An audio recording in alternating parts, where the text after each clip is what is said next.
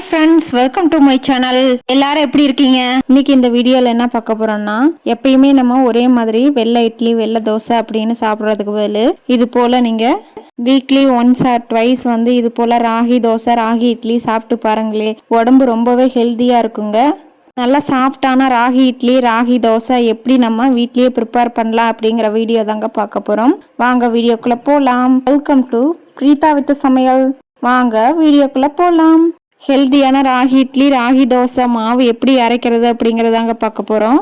அதுக்கு நான் இது போல் நான் பவுல் எடுத்துருக்கேங்க. உங்கள் வீட்டில் எந்த பவுல் இருக்கோ அந்த பவுலில் எல்லா பொருளுமே அளந்து எடுத்துக்கோங்க. நீங்கள் எடுத்துருக்கிற இந்த பவுல்லையே எல்லா பொருளையுமே அளந்து எடுத்துக்கோங்க. 1.5 கப் அளவுக்கு நான் ராகி சேர்த்துக்கிறேங்க. ஃபர்ஸ்ட்டு 1 கப் ஆட் பண்ணியாச்சு. இப்போ ஒரு 1/2 கப் ராகி வந்து ஆட் பண்ணிக்கலாம். இப்போ ராகி ஆட் பண்ணியாச்சு. இப்போ நம்ம இட்லி அரிசி, உங்கள் வீட்டில் எந்த அரிசி, சாப்பாட்டு அரிசி இருந்தால் கூட ஓகேங்க, எடுத்துக்கோங்க. அது 1 கப் அளவுக்கு எடுத்துக்கோங்க. இப்போ இட்லி அரிசி 1 கப்பு சேர்த்தியாச்சு. இப்போ நம்ம அடுத்தது இந்த அரிசிக்கு தேவையான அளவு 1 கப் உளுந்து ஆட் பண்ணிக்கலாங்க. அளவுகளுக்கு 1 கப் உளுந்து போதுமானதுங்க. இது கூட நம்ம வெந்தயம் சேர்க்க போறோம். ஒரு 1/4 டீஸ்பூன் அளவுக்கு வெந்தயம் ஆட் பண்ணிக்கோங்க. வெந்தயம் நம்ம ஆட் பண்ணுறதுனால நம்மளோட தோசை வந்து நல்லா சாஃப்டாகவும் சவுப்பாகவும் கிறிஸ்பியாகவும் வரும். அதுக்காக தான் நம்ம வெந்தயம் வந்து ஆட் பண்ணுறது.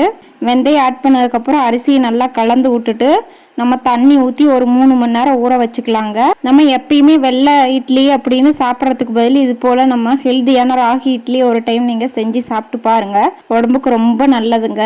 நம்ம வீட்டில் குழந்தைங்க இருக்காங்க அப்படின்னா கண்டிப்பாக இது போல் ragi idli weekly twice or once வந்து நீங்கள் கொடுத்தீங்க அப்படின்னாவே அவங்க விரும்பி சாப்பிடுவாங்க.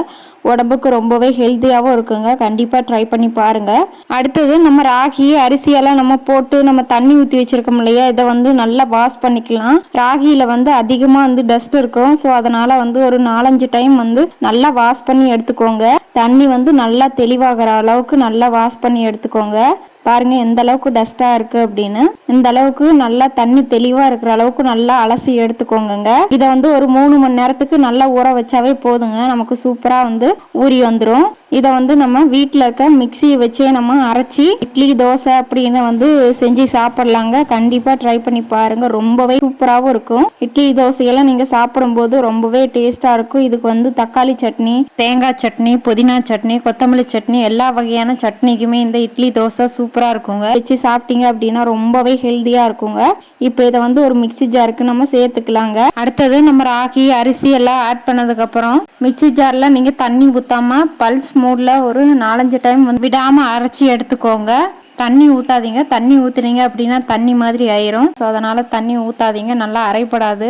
பாருங்க இப்போ மாவு வந்து அரைச்சி எடுத்தாச்சு. பாருங்க இந்த கன்சிஸ்டன்சிக்கு இருந்தால் தான் நமக்கு வந்து இட்லி ஊற்றுனா நமக்கு வந்து நல்லா வரும். இப்போ பாருங்க மாவு நான் அரைச்சி அடுத்த நாள் வந்து உங்ககிட்ட காட்டுறேன் எந்த அளவுக்கு வந்து பொங்கி வந்திருக்கு அப்படின்னு பாருங்க.